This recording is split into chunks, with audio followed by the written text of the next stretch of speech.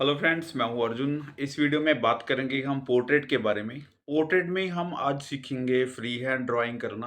मेरे पास है आज सॉफ्ट पेस्टल्स और मैंने कुछ लिमिटेड स्टिक्स लिए हैं, उसी से ही काम करेंगे।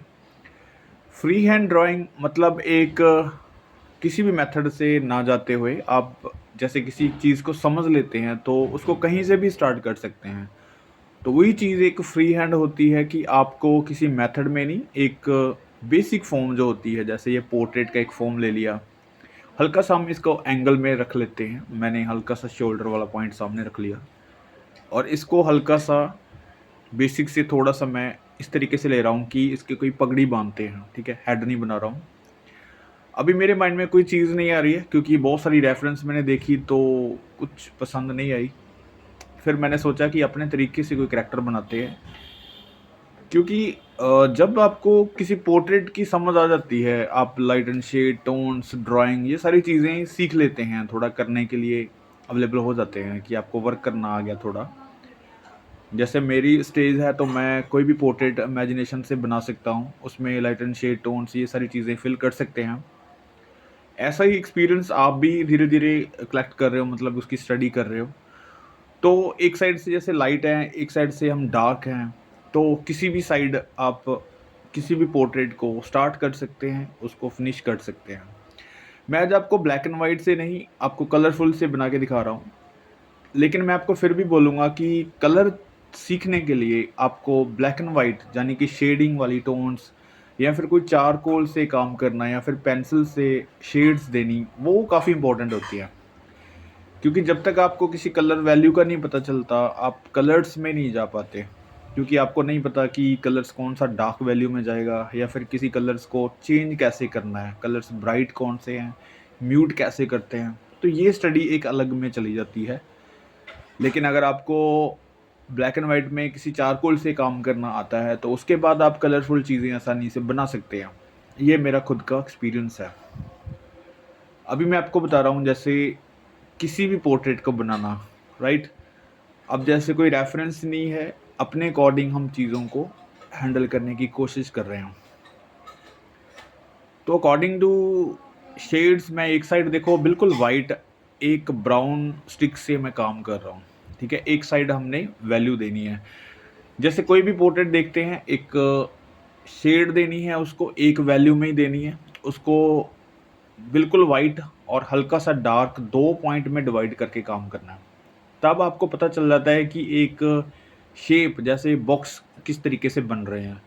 फोरहेड वाला हो गया, नोज़ पॉइंट हो गया, लिप्स हो गया, ये सारी चीज़ें आपको अलग-अलग दिखाई देने लग जाती हैं।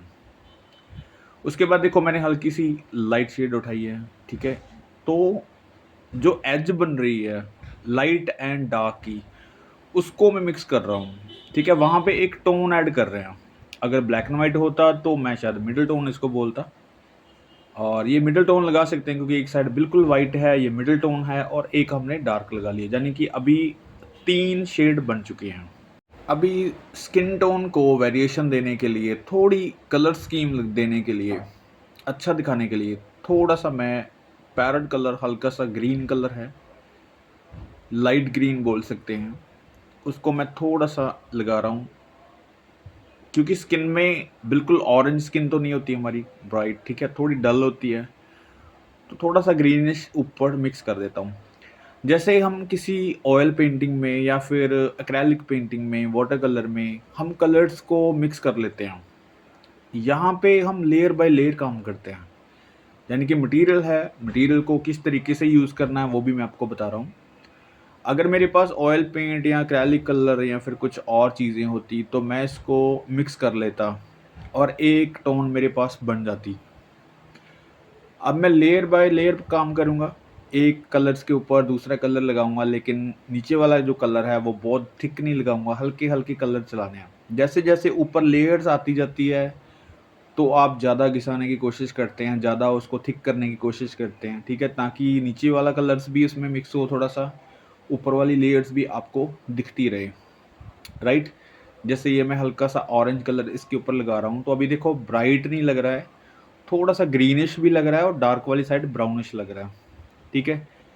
अभी एक फेस का जो इम्प्रेशन है वो हमें थोड़ा सा दिखाई देने लग गया। तो यहाँ तक आपको इस तरीके से ही काम करना है। आईज़, नोज़, लिप्स, इसकी जो डेप्थ है अभी हमने कुछ भी नहीं किया, लेकिन मैं आपको बताता हूँ किस तरीके से उसको उभारना है।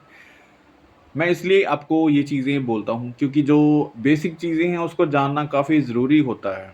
हम डिटेलिंग वाली चीज़ों से बहुत प्रभावित हो जाते हैं कि उसको देखना है, वैसा सीखना है, हाइपरलिज़्म काम करना है। मतलब ऐसी जो स्टेजेस होती हैं, वो ये क्लियर करती हैं पहले, फिर बाद में हम डिटेलिंग में जाते हैं, जैसे मैं हर वीडियो में आपको बोलता हूँ। तो ये यहाँ पे उसकी एग्ज़ाम्पल है, आप देखते जाएँगे कैसे-कैसे हम डिटेलिंग पे जाते हैं।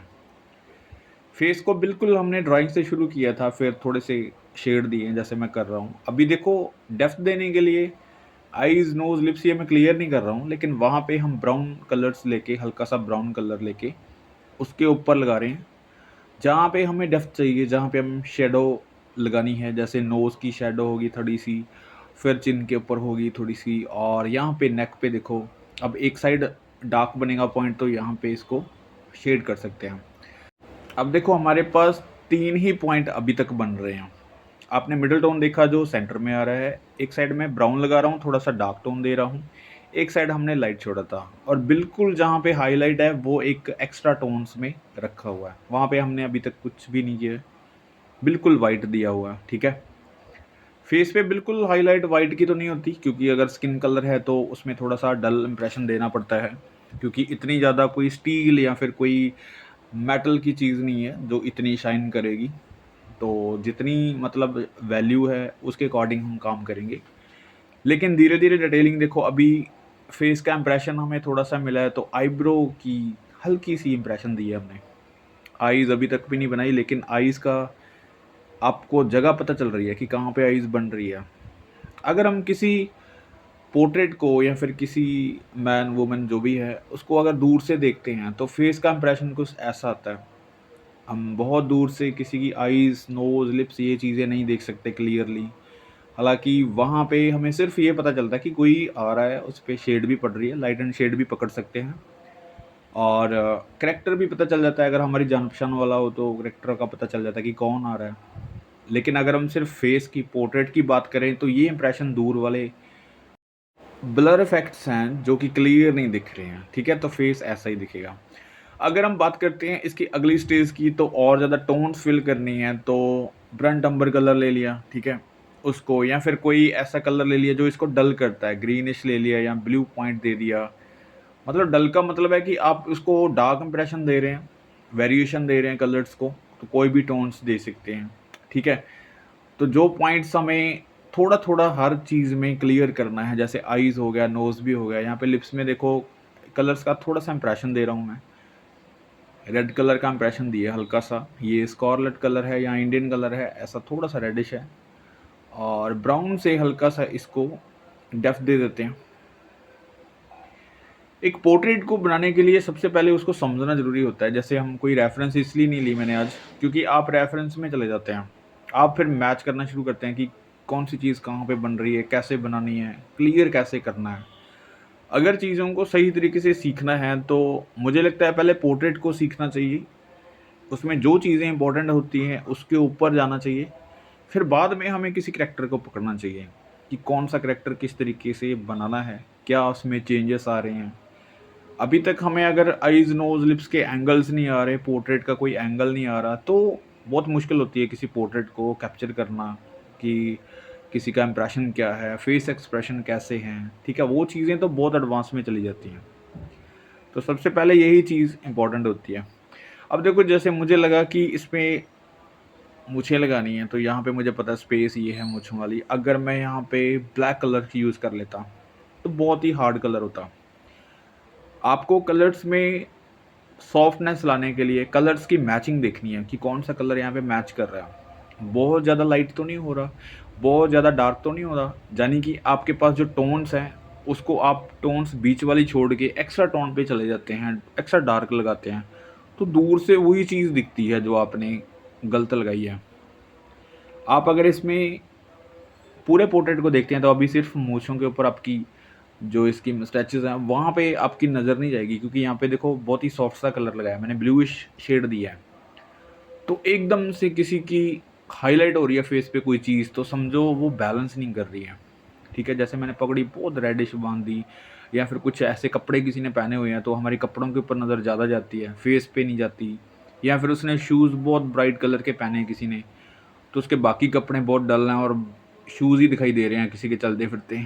तो वो चीज़ें पकड़नी है हमें कि कलर्स को किस तरीके से बैलेंस करना है। एक पोर्ट्रेट में कौन सी चीज़ हाईलाइट हो सकती है, मिडल टोन में हो सकती है, डार्क में हो सकती है, कितनी डार्क में हो सकती है, वो चीज़ें ज़रूरी है। ये मैं कलर्स के बारे में बता रहा हूँ आपको।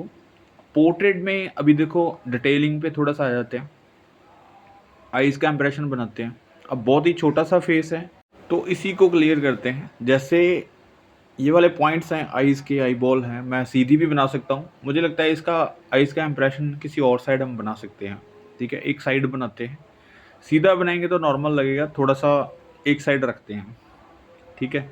ये हमारे ऊपर है, हम आइज़ को किस साइड एंगल बना रहे हैं, किस साइड उसको बनाने की कोशिश कर रहे हैं। तो मैंने शायद आइज़ की काफ़ी ज़्यादा वीडियो डाली होंगी। अगर आइज़ की डिटेलिंग वाली देखनी है वीडियो तो आपको वो भी मिल जाएंगी, क्योंकि ये आइस अभी मैं बना के नहीं दिखा रहा हूँ, यहाँ पे सिर्फ मैं पोर्ट्रेट के बारे में ही बताऊँगा। अभी जैसे बहुत छोटा सा साइज़ है तो इसकी डिटेलिंग जितनी पॉसिबल हो सकती है हम करने की कोशिश करते हैं जल्दी जल्दी में, क्योंकि बहुत ज़्यादा 1-2 घंटे लगाएंगे तो पोर्ट्रेट बहुत ही लंबी वीडियो हो जाएगी। कोशिश कर रहा हूँ मैं 20 मिनट 15 मिनट में ये ख़त्म करते हैं। और यहाँ पे ब्लूइश थोड़ा सा मैं इसलिए लगा रहा हूँ क्योंकि जो डार्क पॉइंट है वो हम ब्लैक में नहीं लेके जा सकते। कलर्स में वेरिएशन रखनी है, थोड़ी बैलेंस रखनी है। ब्लैक कलर काफ़ी हार्ड होता है, उसको यूज़ करने के लिए एक परफेक्ट टाइमिंग होती है, यूज़ करने का एक तरीका होता है। मैं आपको बताऊंगा उसके बारे में भी जब हम फाइनल टच में पहुंचेंगे।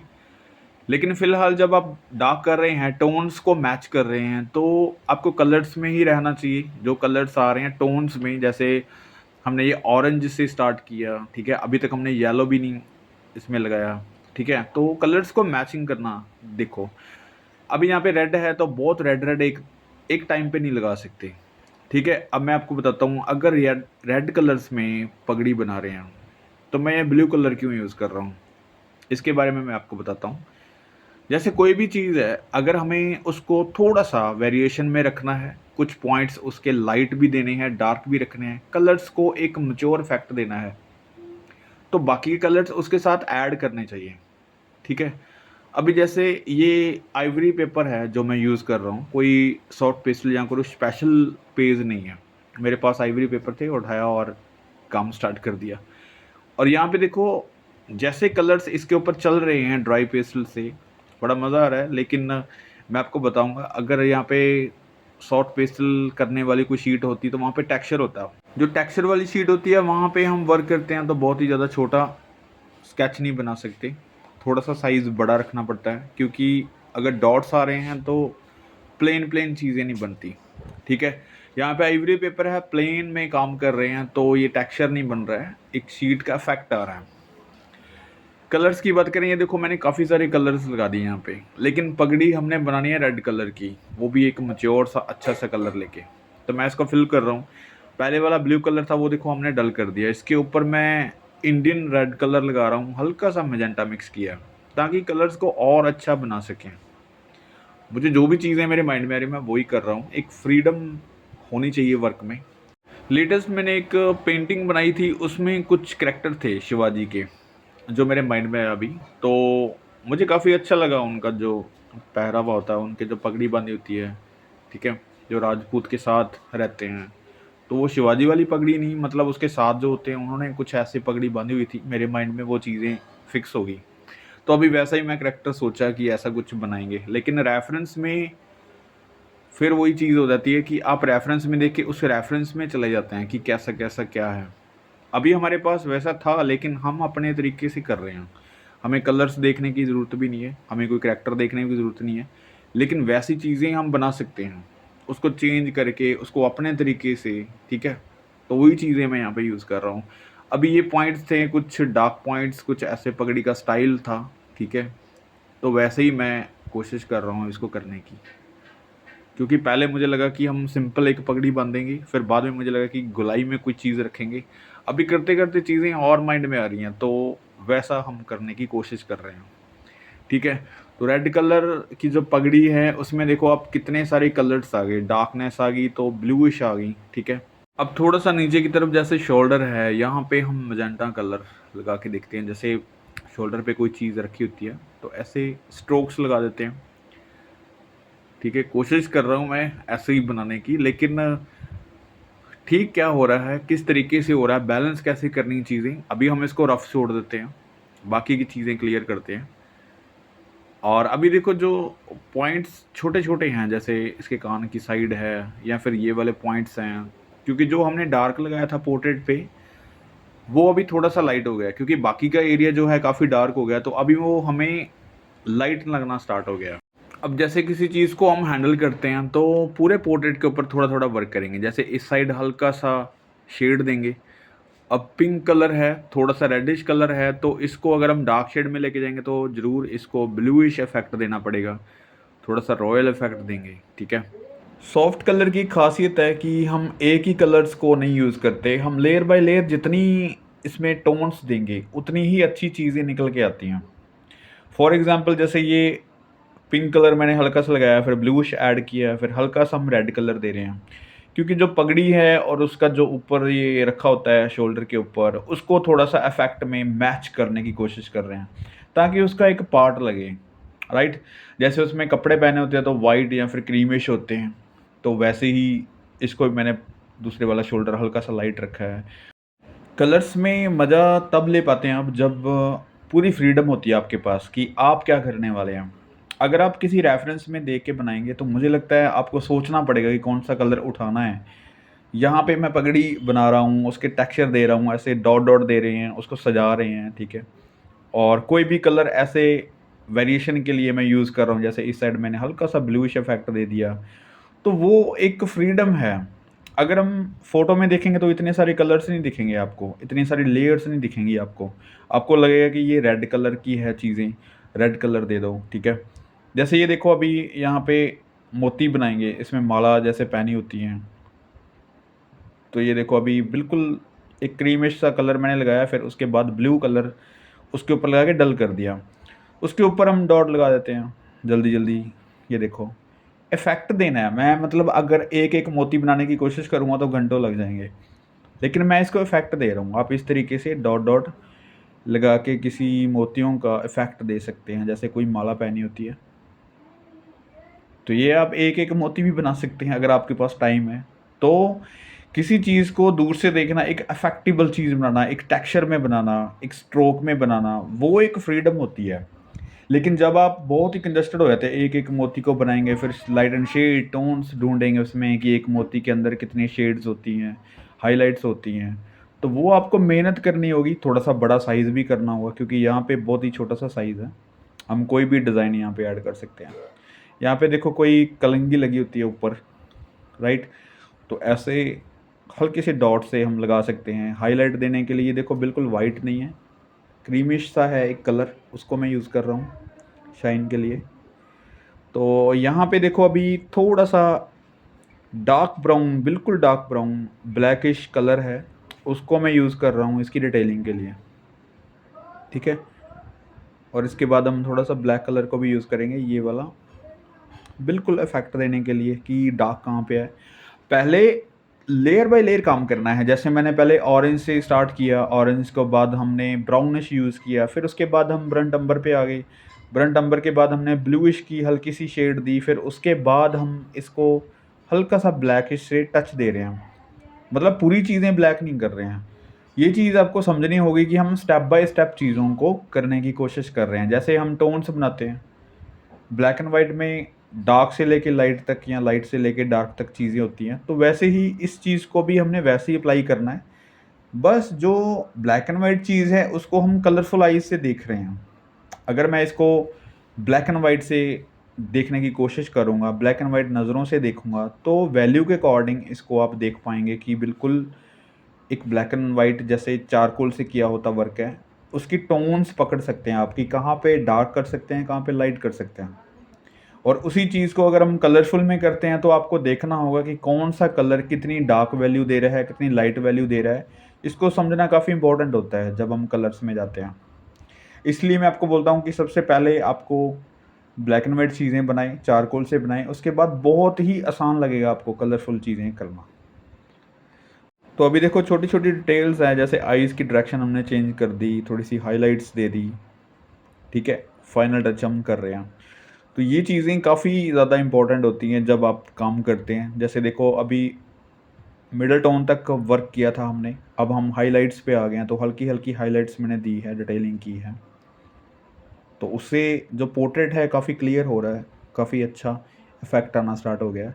तो आपको ये अगर मैंने 20-25 मिनट में बनाया तो आप 1 घंटा लगाएंगे, बड़े आराम से करेंगे, इससे भी ज़्यादा अच्छा रिजल्ट बन के आएगा, आप कर सकते हैं। तो कोई बड़ी चीज़ नहीं है, लेकिन आपको समझना होगा पहले चीज़ों को, रेफ़रेंस से भी काम करना होगा, लेकिन रेफ़रेंस को अहमियत उतनी देनी है जितनी हम यहाँ पे दे रहे हैं, कि किसी करैक्टर पे नहीं, किसी एक कलरफुल चीज़ों के ऊपर जाना है कि कलर्स कैसे फिल करने हैं किसी पोर्ट्रेट में। उसके बाद कोई भी करैक्टर आप डिसाइड कर सकते हैं बनाने के लिए। और मैं आपको ये बार-बार बोलता हूँ कि पहले बेसिक फ़ॉर्म लेनी है, फिर बाद में धीरे-धीरे उसकी डिटेलिंग में आना है। यही एक प्रोसेस होता है हर एक चीज़ का, पोर्ट्रेट का, फिगर ड्राइंग का, या फिर कोई लैंडस्केप का या पेंटिंग का, किसी का भी। तो ये मेन चीज़ें हैं। अभी जैसे बैकग्राउंड में कोई भी एक कलर्स लगा रहे हैं हम डल सा, ताकि वो वाइट जो लग रहा है पीछे से वो थोड़ा-सा डल हो जाएगा, ठीक है? तो ये थोड़ा-सा डिफरेंट कलर है, इसके ऊपर थोड़ा-सा एक और लेयर लगाएँगे तो बड़ा अच्छा इफ़ेक्ट आ जाएगा। तो ये काफ़ी टाइम बाद मैंने ये सॉफ्ट पेस्टल किया है, और मैं सारे मटेरियल से काम करने की कोशिश करूँगा धीरे-धीरे, क्योंकि अभी हमने ब्लैक एंड वाइट और बेसिक फ़ॉर्म्स ही बहुत लंबी करी हुई है कि अब हम बेसिक्स चल रहे हैं, ठीक है? फिर धीरे-धीरे हम चीज़ों के ऊपर आते हैं, जैसे अभी हमने कलरफुल को ट्राई किया है, ठीक है? आने वाले टाइम में थोड़ा-सा ऑयल कलर में हम सीखेंगे, फिर 2-4 स्केचेस के बनाने के बाद, क्योंकि ब्लैक एंड वाइट एक बड़ा एक मुद्दा है हमारे लिए, क्योंकि उसमें जो बेसिक फॉर्म है वो क्लियर हो जाती हैं, फिर धीरे-धीरे हम कलर्स में आते हैं, फिर मटेरियल में आ जाते हैं। तो कोई भी मटेरियल हो हम यूज़ कर सकते हैं। सबसे पहली चीज़ें जो आपने सीख ली है, बाद में हम soft pastel, oil pastels, oil colours, acrylic colours, ये चीज़ें तो अभी तक मैंने यहाँ पे अपलोड भी नहीं की, किया भी नहीं है, क्योंकि काफ़ी बड़ा हो जाता है सिलेबस, टाइम लगता है, और कोशिश कर रहा हूँ मैं स्टेप बाय स्टेप चीज़ों करने की, क्योंकि जो बेसिक्स हैं पहले वो क्लियर हो जाएँ, उसके बाद आपको ये चीज़ें एडवांस में बहुत अच्छे से समझ आ जाती हैं। तो अभी कोशिश करो, अगर आपके पास सॉफ्ट पेंसिल हैं तो इस तरीके से काम करो, ज़्यादा उसको घिसाना नहीं है, लेयर बाय लेयर स्ट्रोक में काम करना है। जैसे हमने बहुत ज़्यादा इसमें फिनिशिंग नहीं की है, टेक्सचर्ड काम किया है, ठीक है? तो ये आना चाहिए, एक आर्टिस्ट के वर्क में टेक्सचर बहुत मायने रखता है। और यहाँ पे देखो मैंने कुंडल भी डाल दिया इसके कानों में। तो कलर्स के जो इफ़ेक्ट हैं काफ़ी अच्छे लग रहे हैं अभी, और इसमें और ज़्यादा वर्क कर सकते हैं, लेकिन बहुत ज़्यादा बारीकियों में नहीं जाते। तो इसको यहाँ पे फिनिश करते हैं। उम्मीद करता हूँ इस वीडियो से काफ़ी चीज़ें क्लियर हुई होंगी आपको पोर्ट्रेट के बारे में। Thank you so much for watching this video.